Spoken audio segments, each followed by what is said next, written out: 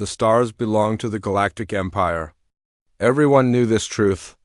For 3,000 years, the Empire had spread across the galaxy like a great wave, bringing order to chaos and civilization to primitive worlds.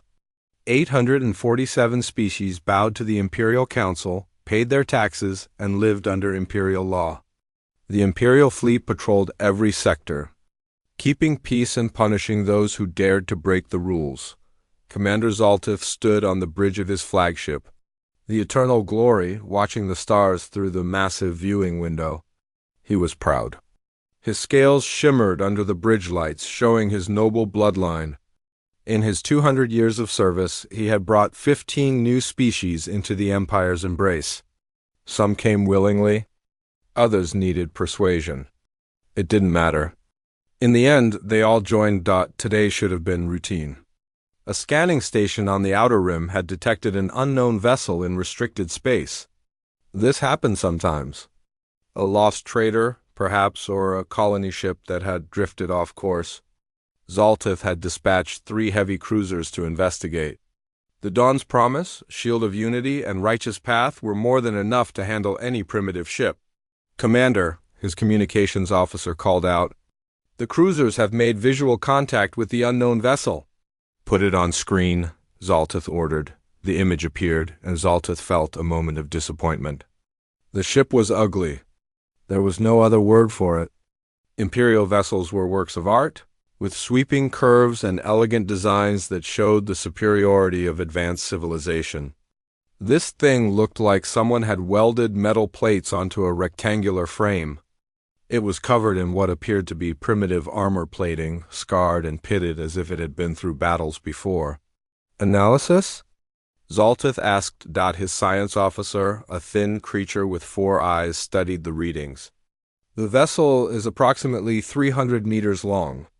It shows no energy shielding. The power signature is strange. It appears to use fusion reactors, Commander. Fusion. We haven't used such primitive technology in 1,000 years. The bridge crew laughed. A fusion-powered ship with no shields? This species was barely space-worthy. They probably didn't even have faster-than-light communication. "Energy weapons?" Zoltith asked. "None detected, Commander? We're picking up what might be chemical-propellant weapons. Ballistics, perhaps." More laughter.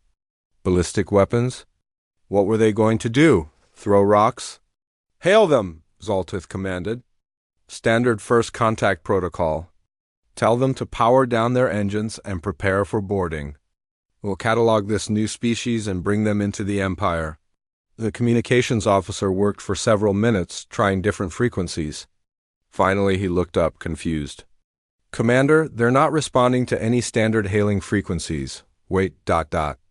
I'm receiving something now." A harsh, crackling voice filled the bridge.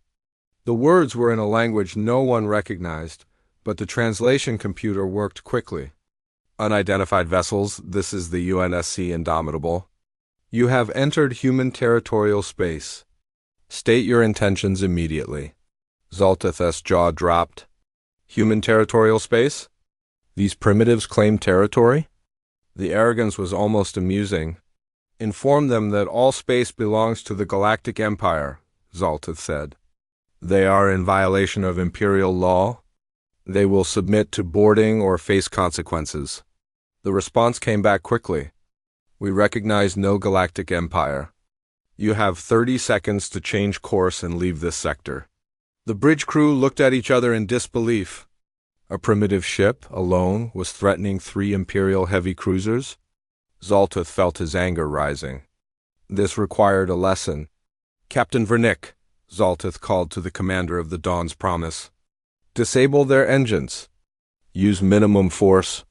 We want them alive for questioning." Through the viewscreen, Zoltith watched as the 3 cruisers moved into attack formation. It was beautiful, really. The ships moved in perfect coordination, their plasma lances charging with deadly blue light. The human ship just sat there, waiting. "Firing," Captain Vernick reported. 3 beams of superheated plasma lanced across space, converging on the human vessel. They were precision shots, designed to cripple the engines without destroying the ship. The human ship moved. It didn't glide gracefully like an Imperial vessel. It jerked violently to one side, engines burning at what should have been impossible acceleration. The plasma beams missed, shooting harmlessly into empty space. On Zolteth's tactical display, the acceleration numbers were insane. Any crew should have been crushed by those forces. How did they? Zolteth started to say. The human ship fired back. They weren't energy weapons. They weren't missiles. They were chunks of metal accelerated to incredible speeds by electromagnetic rails, railguns, primitive, kinetic weapons that the Empire had abandoned centuries ago because energy shields made them useless. Except the Imperial shields were designed to stop plasma and particle beams. They were designed to deflect energy. These solid slugs, moving at a significant fraction of light speed, passed through the shields as if they weren't there. The first slug hit the Dawn's Promise amidships. It punched completely through the cruiser, entering from one side and exiting the other. Everything in between simply ceased to exist. The cruiser's reactor lost containment. The explosion was brief but bright. 700 crew members died in an instant. The bridge of the Eternal Glory was silent. No one could believe what they had just seen. An Imperial heavy cruiser destroyed in a single shot by a primitive kinetic weapon. All ships evasive maneuvers. Zolteth shouted, "Return fire! Destroy that vessel!"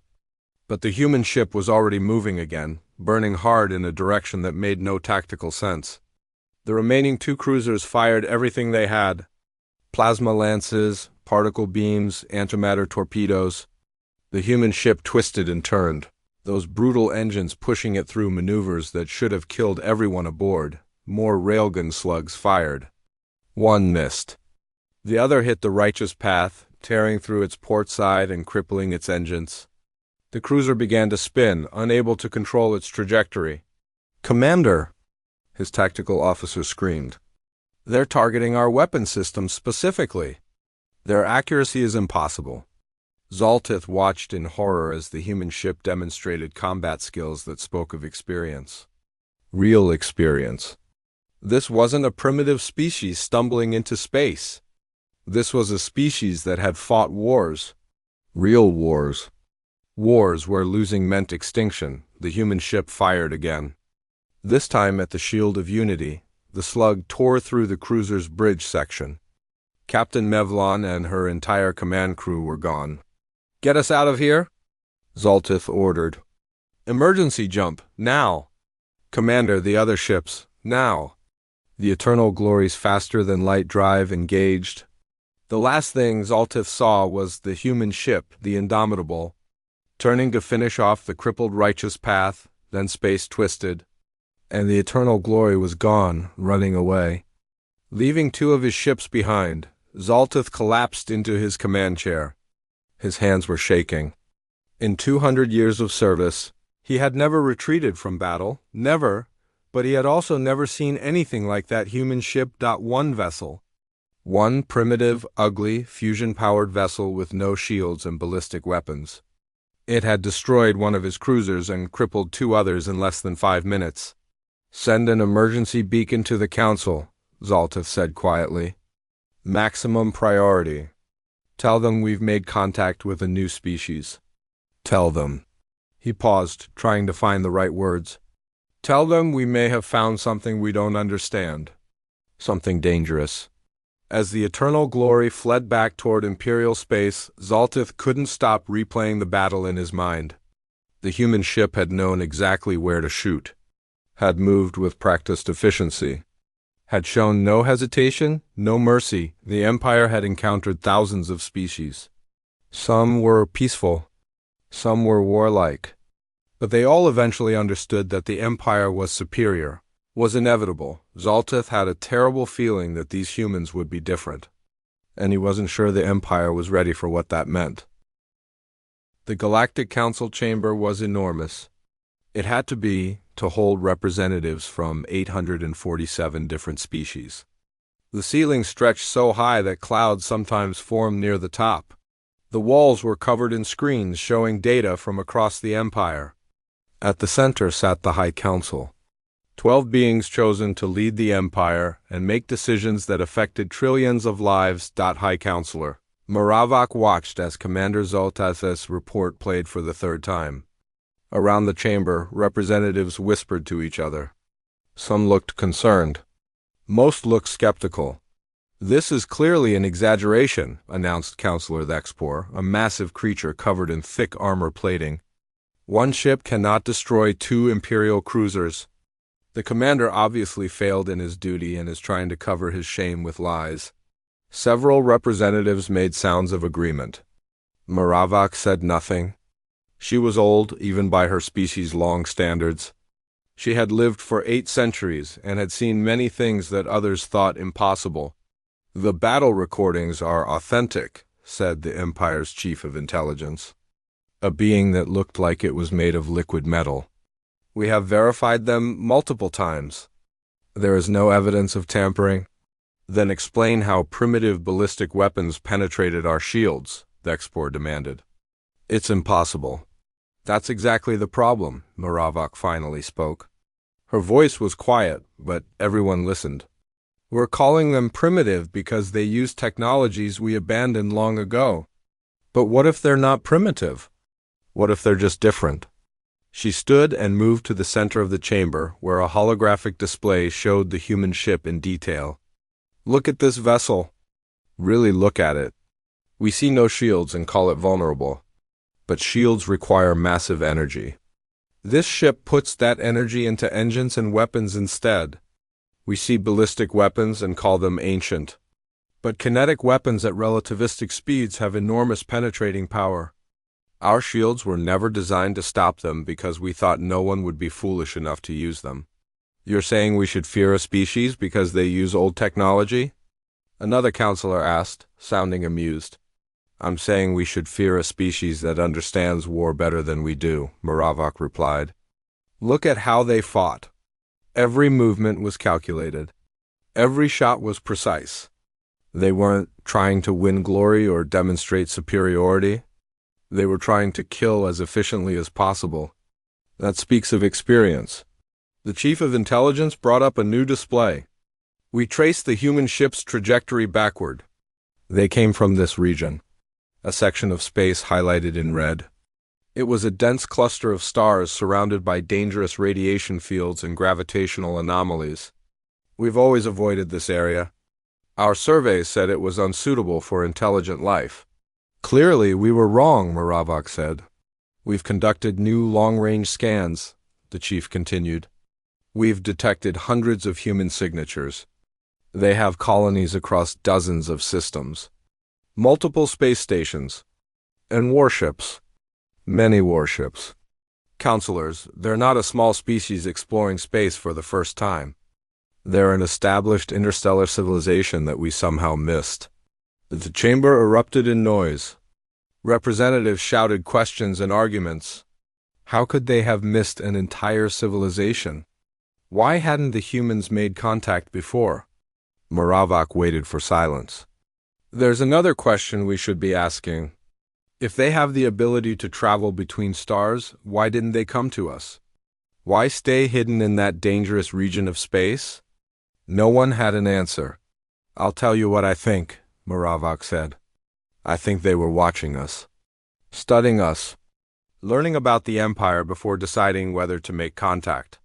And when we sent warships to confront them, they showed us exactly what they're capable of. Then we must show them the true might of the Empire," Thexpor declared, slamming a massive fist on his seat. "We cannot allow this insult to stand. Send the full battle fleet? Crush them before they become a real threat." Many representatives made sounds of agreement. The Empire had never backed down from anyone. To do so now would show weakness. Maravak felt a cold weight in her stomach. "I must speak against this course of action. We don't know enough about these humans. We don't know their full military strength, their territory, or their intentions. Attacking them now could what?" Thexpor interrupted. "Could hurt their feelings. They destroyed Imperial ships. The punishment for that is clear. We will find their homeworld and make an example of them. Then every species in the galaxy will remember why the Empire is supreme. The vote was called. Moravok voted against military action. Only 5 others joined her. The rest voted for war. The decision was made. The Empire would assemble a diplomatic mission, 10 battleships, 2 carriers, and an assault legion. Enough force to conquer a dozen worlds. They would find this Earth and bring humanity into the Empire. By choice or by force, it didn't matter. Moravok returned to her private chambers feeling exhausted. She poured herself a drink and stood by her window, looking out at the capital city. Millions of beings lived here, from hundreds of different species, all believing they were safe under the Empire's protection. Her assistant, a young scholar named Prenvaz, entered quietly. "High Counselor, you look troubled." "I am troubled," Moravok admitted. "Tell me, Prenvaz, what do you know about warfare?" The young scholar seemed surprised by the question. "Only what I've read in history texts. The Empire's wars of expansion ended centuries before I was born." "Why do you ask?" "Because the galaxy is about to remember what war really means," Moravok said. "We've become soft? For 300 years, we faced no real opposition. Any species that resisted was overwhelmed by our numbers and technology. We've forgotten what it means to fight an enemy that refuses to surrender. Surely you don't think these humans can stand against the entire Empire?" Moravok took a long drink. "I think we're about to find out. And I think many will die learning the answer." Meanwhile, in a secure intelligence facility deep beneath the council chambers, analysts were studying every piece of data about humanity they could find. They tracked radio signals, examined the composition of human ships, and tried to understand the strange species that had bloodied the Imperial fleet. One analyst, working late into the night, made a discovery that chilled his blood. He found historical records from the human systems, transmissions from their past. They showed something terrifying. Humans had been fighting wars for their entire history, not border skirmishes or territorial disputes. Real wars, total wars. Wars where entire cities were destroyed, where millions died, where survivors crawled from the ashes and started fighting again. They had fought with sticks and stones, with metal and gunpowder, with aircraft and nuclear weapons. They had fought each other for thousands of years before even reaching space. The analyst wrote a report that night. It said that humanity was not a peaceful species discovering the stars. They were predators who had evolved through constant warfare. Every technology they developed had military applications. Every doctrine they followed had been written in blood. The report was filed away. The council had already made their decision. The fleet was being prepared. The course was set. In human space. Admiral Keiko Chun sat in her office aboard the defense station Proxima Gate. She was reading reports from the Indomitable. Captain Morrison had followed his orders perfectly. Engage the Imperial ships. Show them humanity's capabilities. Then withdraw before the situation escalated beyond control. The plan had worked. The Empire now knew humans existed and could fight. What they didn't know was that the Indomitable wasn't humanity's best warship. It wasn't even in the top 10. It was a scout frigate designed for long-range patrols. Admiral Chun pulled up a tactical map of human space. Dozens of systems, hundreds of colonies, and a fleet that had been built during 2 centuries of paranoia. Humanity had reached for the stars expecting to find friends. Instead, they found evidence of the Empire. An empire that conquered species and enforced its will through military might. So humanity had prepared. They built ships in secret, established colonies in hard-to-reach places, developed weapons that could fight against energy shields and advanced technology. They hoped they would never need them. Now that hope was gone. "Admiral," her aide entered. "We're receiving reports of Imperial fleet movements. They're assembling a large force. Destination unknown, but intelligence thinks they're coming for us. How long do we have?" Chun asked. 2 weeks. Maybe 3. Chun stood and walked to her window. She could see Earth in the distance, a blue marble hanging in the black. Home, worth fighting for. Worth dying for. "Send orders to all fleet commanders," she said quietly. "Operation Thermopylae is now active. Every ship, every station, every colony needs to be ready. The Empire is coming, and we're going to show them what humanity does when cornered." Her aide saluted and left. Admiral Chun remained at the window, watching Earth. Somewhere out there, an Imperial fleet was preparing to attack. They thought they were hunting prey. They were about to learn they had found predators instead. Fleet Lord Drenanok stood on the bridge of his flagship, the Emperor's Will, and felt pride surge through him. Behind his vessel stretched the most powerful battle fleet he had ever commanded. 10 battleships, each 3 kilometers long. 2 carriers filled with strike craft. Escort cruisers, destroyers, and support ships. 40 vessels in total, carrying enough firepower to reduce a planet to slag. This was the diplomatic fleet, though everyone knew diplomacy would be delivered at the end of plasma cannons. The humans had destroyed Imperial ships. For that crime, there was only one punishment. They would be brought into the Empire in chains, or they would be destroyed. "We're approaching the human border, Fleet Lord," his navigator announced. "Entering the system they call Proxima." Drenanok studied the tactical display. One space station orbited a brown dwarf star. Just one station. He had brought 40 warships. "The humans must be very confident or very stupid," he said to his second-in-command, Captain Verkin.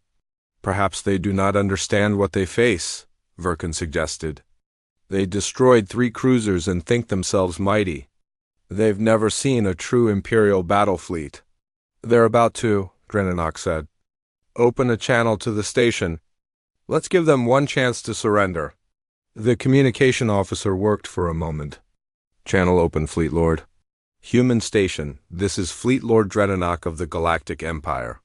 You have committed acts of war against Imperial vessels. You will power down your weapons, open your airlocks, and prepare to be boarded. If you comply, your deaths will be quick. If you resist, we will make examples of you that will terrify your species for generations. You have 5 minutes to decide." The response came quickly. A human female appeared on the screen. She wore a dark blue uniform with symbols of rank on her collar. Her face was calm, showing no fear. "This is Admiral Keiko Chun of the Human Defense Fleet. You are in violation of human territorial space. This is your only warning. Withdraw immediately, or we will interpret your presence as an act of war." Drenanok laughed. The bridge crew joined him. This admiral, sitting in her single station, was threatening 40 Imperial warships. "Your bravery is admirable, but foolish," Drenanok said. "We have 10 battleships. Each one could destroy your station alone. Surrender now." Admiral Chun's expression didn't change. "You were warned." The screen went dark. "Pathetic," Drenanok muttered. "All ships, battle formation. Prepare to destroy the station. Try to leave some of it intact. We'll need prisoners for interrogation." The Imperial fleet moved forward in perfect formation. It was beautiful. Drenanok had trained his commanders well. Each ship knew its position, its role, its target. The human station opened fire first. Drenanok had expected this. Some species fought to the end, no matter how hopeless. What he didn't expect was the sheer volume of fire. Missiles streamed from the station, hundreds of them, then thousands. They came in waves, each wave splitting into multiple targets as they approached. "Point defense systems, engage," Drenanok ordered calmly. The missiles were a nuisance, nothing more. The Imperial ships began shooting down missiles with laser point defense. It was easy at first. Then the missiles started doing something strange. They began evading, twisting and turning in flight. Some released clouds of metallic chaff that confused targeting systems. Others activated electronic warfare systems that jammed sensors. "These are smart missiles," Verkin said, sounding surprised. "They're using AI guidance?" Several missiles got through the point defense. They struck the battleship Glorious Dawn, detonating against its shields. The shields held, but barely. Drenanok saw the power readings drop. "What kind of warheads are those?" he demanded. "Nuclear Fleet Lord fusion bombs. Extremely primitive, but very powerful." More missiles were getting through now. The point defense systems couldn't keep up. Explosions rippled across the Imperial formation. Shields flickered and failed. One destroyer took a direct hit and broke apart, its hull unable to withstand the nuclear blast. "Return fire," Drenanok shouted. "All batteries, target that station." The battleships opened fire with their main plasma lances. 10 beams of superheated death converged on the human station. The station should have been vaporized instantly. Instead, it rotated, presenting different sections of its hull to the incoming fire. The sections that took hits were heavily armored and designed to ablate, shedding layers to disperse heat. The station was damaged but still fighting. Then the brown dwarf exploded with light, not the dwarf itself, but the space around it. What Drenanok had thought was empty space suddenly filled with fire. Nuclear mines, thousands of them, hidden in the orbital debris field. They had been there all along, waiting. Someone had activated them all at once. The shockwaves and electromagnetic pulses washed over the Imperial fleet. Shields overloaded. Electronics fried. 3 escort ships simply went dark, their systems completely shut down. "This is impossible," Verkin shouted. "How did we not detect those mines?" Drenanok had no answer. His perfect formation was breaking apart. Ships were trying to avoid the expanding nuclear fireballs while still fighting off missiles from the station. It was chaos. Then his tactical officer screamed. "Fleet Lord? New contacts?" 3 ships decloaking behind the brown dwarf. The display updated. 3 human warships appeared, each one smaller than an Imperial battleship but moving with incredible speed. They had been hiding in the brown dwarf's gravity well, running cold and dark and visible to Imperial sensors. The names on their hulls meant nothing to Drenanok. Thermopylae, Midway, Trafalgar, just human words, but their weapons meant everything. The 3 ships tore into the Imperial formation from behind. They used those same kinetic railguns that had destroyed Commander Zaltetha's cruisers. But they also had other weapons. Missile swarms. Laser systems that cut through armor like paper. And something new. Some kind of particle beam that disrupted shield generators. The Thermopylae targeted the carrier Swift Victory, destroying its fighter bays in a single devastating salvo. Hundreds of strike craft exploded before they could even launch. The Midway focused on the battleship formation, its railguns firing in a rhythm that spoke of practiced efficiency. Slug after slug hammered into the Pride of Unity, punching through armor, destroying weapon systems, causing secondary explosions. The Trafalgar did something that made Drenanok's blood run cold. It launched missiles that didn't explode. Instead, they attached to Imperial ships and began drilling into their hulls. Boarding torpedoes. The humans were trying to capture Imperial vessels. "All ships, evasive maneuvers," Drenanok ordered. "Focus fire on those 3 ships." But the human ships weren't fighting like any enemy Drenanok had ever faced. They didn't try to prove their superiority or demonstrate their skill. They fought like they were trying to kill as quickly and efficiently as possible. They targeted weapon systems, engines, command centers. Every shot had a purpose. The Thermopylae took heavy fire from 3 battleships at once. Its armor was breached. Atmosphere vented into space. But instead of retreating, it accelerated. Straight toward the carrier Swift Victory. "They're running," Verkin said with relief. "No," Drenanok said quietly. "They're not." The Thermopylae struck the Swift Victory at full burn. The impact was catastrophic. Both ships exploded in a fireball that lit up the entire battlefield. The shockwave damaged nearby vessels. They sacrificed themselves," Verkin whispered. The remaining 2 human ships didn't slow down. If anything, they fought harder. The Midway crippled another battleship. The Trafalgar destroyed a cruiser with a missile strike that somehow bypassed all its defenses. Proxima Station was still fighting too. Still launching missiles. Still firing lasers. Drenanok realized with horror that the station itself was more heavily armed than some Imperial battleships. "Fleet Lord, we've lost 6 ships. 8 more are heavily damaged.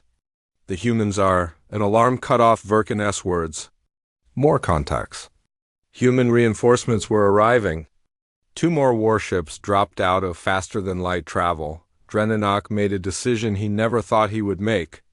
All ships emergency jump. Retreat to Rally Point Beta. Fleet Lord, we can't retreat. The Empire has never. Do it now? One by one, the Imperial ships activated their FTL drives and vanished. The Midway got one last shot off, destroying a damaged cruiser before it could escape. Silence fell over the battlefield.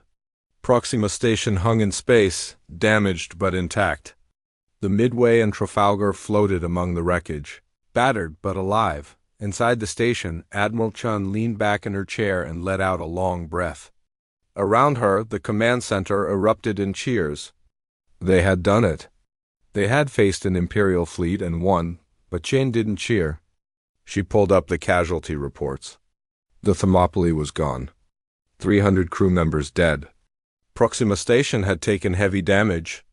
147 station personnel killed. The Midway reported severe damage and 73 dead. The Trafalgar had lost 41 crew members when a plasma lance breached their engine room. 601 humans dead. And this was a victory. Chun thought about the size of the Empire.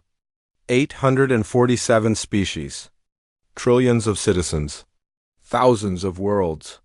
This fleet had been just a small fraction of their military strength. Admiral, her communications officer said, we're receiving transmissions from Earth. They want to know if we held. The news spread across the galaxy like wildfire. The Galactic Empire, undefeated for 300 years, had been forced to retreat. An Imperial fleet of 40 warships had been driven back by a single human station and 5 human ships. 6 Imperial vessels destroyed. 8 more crippled. Over 4,000 Imperial soldiers dead. In the council chambers, the mood was dark. High Counselor Moravok watched as representatives shouted at each other, demanding action, calling for vengeance. Asking how this could have happened, Grand Admiral Lexner stood at the center of the chamber. He was a legend in the Imperial military. For 3 centuries, he had commanded fleets and conquered systems. He had never lost a battle, never retreated, never shown weakness. Silence, he said, and the chamber fell quiet. His voice was not loud, but it carried authority that could not be questioned. What happened at Proxima Gate was not a failure of courage. Fleet Lord Dreadnought fought well. He was simply unprepared for an enemy that fights unlike any we have faced. They're primitives, someone shouted. They use fusion reactors and ballistic weapons. They're survivors, Moravok said quietly. Everyone turned to look at her. I've been studying the data we've collected about humanity, their history, their culture. Do you know what I found? They've been at war for their entire existence. Not just with other species, but with themselves. For thousands of years, humans fought each other. They developed weapons that could destroy entire cities. They built bombs that could end all life on their planet. And they kept fighting anyway. What does their past matter? Lexner asked. Because it means they understand war in ways we've forgotten, Moravok replied. We fight to expand, to demonstrate superiority, to bring order. Humans fight to survive. Every tactic they used at Proxima Gate, every weapon, every sacrifice came from centuries of experience. They weren't lucky. They were prepared. Then we will prepare better, Lexner declared. The Council has given me command of the largest fleet ever assembled. 500 ships of the line. 10,000 strike craft. Ground forces numbering in the millions. I will take this fleet into human space and crush them completely. We will find their homeworld, this Earth, and make it an example that will be remembered for 10,000 years. Moravok wanted to argue, but she knew it was useless. The Empire's pride had been wounded. There would be no peace now until that wound was avenged. In human space, the mood was different. Not celebration, but grim determination. Admiral Chun stood in the war room on Earth, surrounded by the other fleet commanders. On the table between them was a holographic map of human territory. 15 star systems. 200 colonies. a population of 15 billion. It seemed large until you compared it to the Empire's trillions. Intelligence confirms the Empire is assembling a massive fleet, Admiral Rodriguez said. He commanded the home fleet, responsible for defending Earth itself. 500 capital ships. Maybe more. They're pulling vessels from every sector. Can we stop them? Asked Admiral Okoro, commander of the Colonial Defense Force. In open battle? No, Chun said honestly. We don't have the numbers. Our entire fleet is 300 ships, and many of those are corvettes and frigates, not battleships. If we meet them head-on, we'll lose. Then what do we do? Rodriguez asked. We can't just surrender. We don't fight them the way they expect, Chun said. She manipulated the holographic display, highlighting different star systems. We turn our territory into a grinder. We make them pay for every light year, every planet, every moon. We use the terrain. We use the physics of space itself as a weapon. She pulled up detailed plans. Every colony world will be fortified. Every asteroid belt will be seeded with weapons platforms. Every planet with an atmosphere will have defense satellites in orbit. We'll use stealth, ambush, hit-and-run tactics. We'll make them afraid to travel through our space. We're talking about fighting in our own systems, Okoro said quietly. Our colonies will become battlefields. Millions could die. Millions will die if we surrender, Chun replied. The Empire doesn't want allies. They want subjects. I've seen their history. Species that resist are enslaved or exterminated. Our only choice is to fight, and fight in a way that makes them regret ever finding us. Over the next weeks, humanity prepared for war. Colonial militia trained for combat. Engineers built defense platforms. Scientists developed new weapons. On Europa, teams installed railgun batteries under the ice. On Titan, submarine bases were established in the methane seas. In the asteroid belt, automated kill vehicles were positioned on trajectories that would send them into enemy formations at relativistic speeds. Earth itself became a fortress. The moon was covered in missile silos. Mars had its orbital defense grid expanded. Even Venus, with its hellish atmosphere, was turned into a weapon. With remote-controlled drones designed to hide in the crushing pressure and heat, the plan was called Operation Stalingrad. Not because anyone expected to win, but because they would make the Empire bleed for every inch of space. When Grand Admiral Vexner's fleet arrived at the edge of the Sol system, they expected resistance. What they found was worse than resistance. They found nothing. Where are they? Vexner demanded, staring at the tactical display. We're in their home system. Where are the human ships?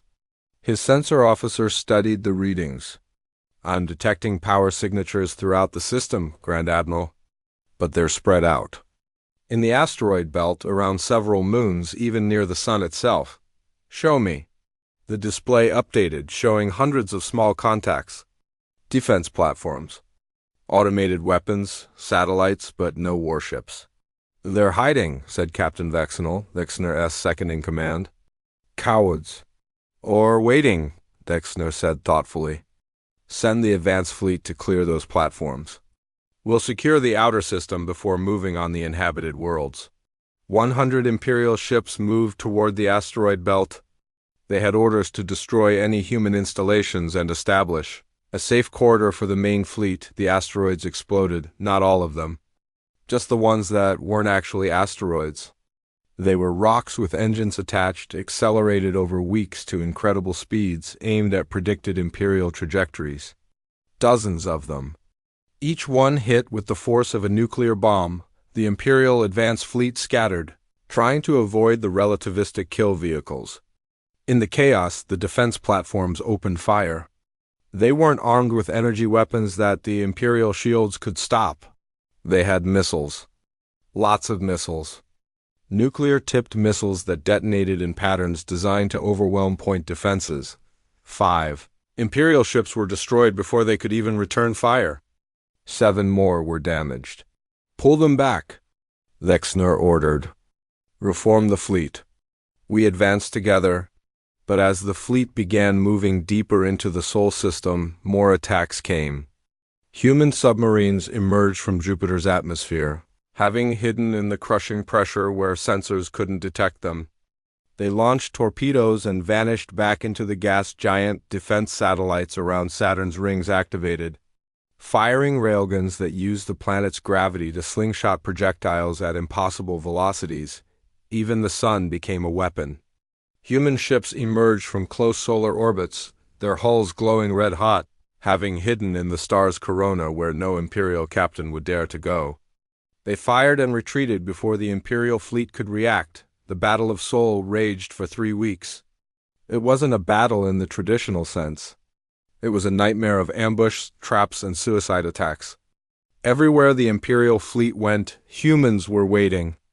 They attacked from unexpected angles, used the environment in ways no one had anticipated, made every meter of space cost Imperial lives. Grand Admiral Vexner lost ships daily. His forces were superior in every way, but the humans refused to fight fair. They hid behind planets, used gravity wells to slingshot weapons, deployed mines in flight paths, sacrificed automated platforms to get one good shot at a battleship. Finally, Vexner's fleet reached Mars orbit. The human homeworld, Earth, was visible in the distance. So close, but his fleet had been reduced by 2/3. 300 ships lost. Thousands of crew dead. And the humans were still fighting. "We can still win," Vexner said. "We have enough ships to bombard Earth. We can end this." Vexner looked at the tactical display. The human ships were finally showing themselves, forming a defensive line between Mars and Earth. There were perhaps 50 capital ships left in the human defense fleet. Against his remaining 200, they had no chance, but Vexner was thinking about what victory would cost. To destroy those 50 ships, he would lose another 50 or more. Then he would have to fight through Earth's orbital defenses. Then the moon's defenses. His fleet would be reduced to almost nothing, and for what? To conquer one planet? The Empire had thousands of planets. He thought about the humans, this strange species that refused to surrender even when defeat was certain, that fought with outdated technology but modern tactics, that turned their own territory into a weapon. "Grand Admiral," his communications officer called. "We're receiving a message from Admiral Chun. Put it through." The human admiral appeared on screen. She looked tired. There was a bandage on her arm and her uniform was scorched, but her eyes were steady. "Grand Admiral Vexner," she said, "you've made it to Mars. Congratulations. I'm sure the Empire will celebrate your victory." 6 months had passed since the Battle of Sol. 6 months since Grand Admiral Vexner's fleet had withdrawn from human space. The galaxy was still trying to understand what had happened. In the Galactic Council chambers, everything had changed. Councillor Vexpor and others who had demanded war were gone, removed from power by their own people who were tired of sending their children to die. High Councillor Maravak now led a council that was very different from the one that had ruled for 3,000 years, but the biggest change was happening throughout the Empire itself. Word of humanity's resistance had spread to every corner of the galaxy. Species that had been conquered centuries ago heard the stories and began to wonder, if humans could stand against the Empire, why couldn't they? Rebellions started small. A colony refusing to pay taxes? A world denying the Imperial fleet docking rights. But they grew. On the industrial world of Kevenar, workers went on strike, demanding the same independence that humans had won. On the agricultural planet of Tresvan, farmers formed militias and declared their system free from Imperial control. The Empire was fracturing. Not collapsing, but changing. And Maravak knew that the only way to stop complete chaos was to make peace with the species that had started it all. She sent a message to Admiral Chun, a simple request. A meeting. Not to demand surrender, but to negotiate. The meeting took place on a neutral station, halfway between human space and the Empire's border. Maravak arrived with a small delegation and no warships. She wanted to show that she came in peace. Admiral Chun arrived alone except for 2 guards. She walked into the conference room and sat across from Maravak. The two leaders studied each other in silence for a moment. "Thank you for coming," Moravok said finally. "I wasn't sure if it was a trap," Chun admitted. "The Empire doesn't have a history of peaceful negotiations." "The Empire has a history of many things, not all of them good," Moravok replied. "But we're trying to change. That's why I asked to meet you." "To offer us a place in the Empire?" Chun asked. "Because the answer is still no." "I'm here to offer recognition of human independence," Moravok said. "Complete recognition. Your borders, your sovereignty, your right to exist without imperial interference." Chun looked surprised. "Why? You could gather more fleets?" "You could try again." "We could," Moravok agreed. "And we would lose more ships, more people, more resources." Grand Admiral Exner's report was very clear. Fighting humanity is like fighting a fire. The more you try to crush it, the more it spreads. Every attack makes you stronger, not weaker, because you refuse to accept defeat.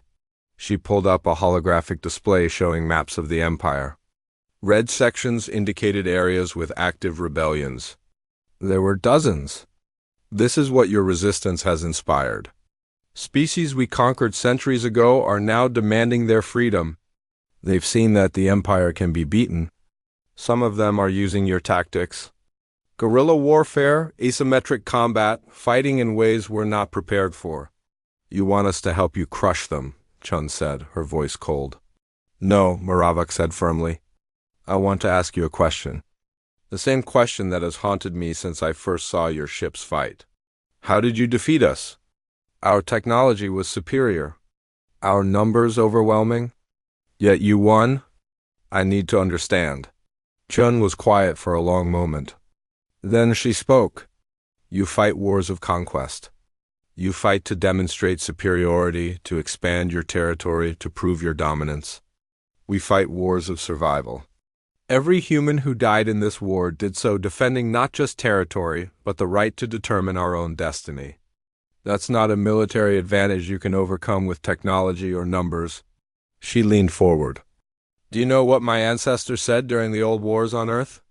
I know not what course others may take, but as for me, give me liberty or give me death. That's the human spirit, High Counselor. We would rather die free than live as slaves. You can't defeat that. You can only choose whether to accept it or keep dying trying to crush it. Moravok felt something shift inside her. For 3,000 years, the Empire had believed that power came from strength, from fleets and armies and the ability to force others to obey. But sitting across from this tired, scarred human admiral, she realized that true power came from something else. From the will to fight for what you believe in, no matter the cost. What you're describing, Moravok said slowly, is something we've forgotten. My species once fought for our freedom too. Thousands of years ago, before we joined the Empire. We fought against oppressors and won our independence. Then we became the oppressors ourselves. We forgot what it meant to fight for freedom because we took it for granted. It's not too late to remember, Chun said. Will you help us? Moravok asked. Not to crush the rebellions, but to manage the transition. To show other species how to gain independence without destroying everything. You've proven that it's possible to stand against the Empire and survive. Others need to learn how. Chun looked suspicious. Why would you want that? It would mean the end of the Empire as you know it. Perhaps the Empire as we know it deserves to end, Moravok said. Perhaps it's time for something new. A galactic community where species cooperate because they choose to, not because they're forced to. But that kind of change can't happen through war. It needs guidance from those who have already walked that path. Chun considered this. I need to discuss it with my government. But I can tell you what humanity's answer will likely be. We don't want to rule anyone. We don't want to build an empire of our own. But if you're serious about change, if you're serious about letting species choose their own destiny, then we'll help where we can. That's all I ask, Moravok said. The two leaders drafted what would become known as the Treaty of Proxima. It recognized human independence completely. It established human borders that the Empire would not cross. It created a framework for peaceful contact and trade. and it included provisions for the Empire to begin the long, difficult process of allowing other species to petition for independence. Not everyone was happy with the treaty. Many in the Empire saw it as weakness. Some human politicians argued that humanity should demand more, should press their advantage. But both Maravak and Chen knew that this was the best path forward. 2 months after the treaty was signed, Maravak returned to the council chambers. The room was packed with representatives from all 847 member species. Many were angry. Many were afraid. Some were hopeful. The Empire is changing, Maravak announced. Not ending, but changing. We will no longer conquer species by force. We will no longer demand absolute obedience. Species that wish to leave the Empire may petition the Council, and if they can demonstrate their ability to govern themselves, they will be granted independence. The chamber erupted in noise. Arguments, celebrations, protests, all mixing together. This is madness, one representative shouted. The Empire has stood for 3,000 years. You're destroying everything our ancestors built. Our ancestors built an empire through conquest and fear, Maravak replied. It's time we built something better. Something based on mutual respect and cooperation. Something that doesn't require endless fleets and endless wars to maintain. The humans did this, another representative accused. They attacked us. They should be punished, not rewarded. The humans defended themselves, Maravak corrected. We attacked them. We sent fleets to conquer them. They simply refused to submit. And in doing so, they reminded us of something we had forgotten. That freedom is worth fighting for. That no species should have to bow to another simply because they have more ships or bigger weapons. She looked around the chamber. The question before us is simple. Do we continue as we have, ruling through force, fighting endless wars against species that refuse to surrender? Or do we try something new? Do we try to build a galaxy where species cooperate because they want to, not because they have to? The vote took 3 days. In the end, the measure passed. Not by much, but it passed. The Empire would begin the long transition from conqueror to community on Earth. Admiral Chun stood in her office, looking out at the planet she had helped defend. The scars of war were still visible. Orbital platforms being rebuilt. Colonies recovering from attacks. Families mourning those who had died, but they had survived. They had faced the might of an empire and won. Not through superior technology or overwhelming force, but through determination and the willingness to fight for their freedom. Her aide entered. Admiral, we're receiving reports from across the galaxy. 17 species have already filed petitions for independence. The Empire is allowing them to proceed? And the rebellions? Chun asked. Most have agreed to peace talks. They're using the framework we shared with Maravak. Negotiating rather than fighting. Chun nodded. Good, that's good. There's something else, her aide continued. Several former imperial species are asking to establish embassies on Earth. They want to learn from us. They're calling Earth the birthplace of the new galactic order. Chun smiled slightly. Tell them we'd be honored. But also tell them that we didn't do anything special. We just refused to give up. Any species can do that. 3 years after first contact, the galaxy was very different. The Empire still existed, but it was smaller. More than 50 species had gained independence. Others were in the process of transitioning to self-governance.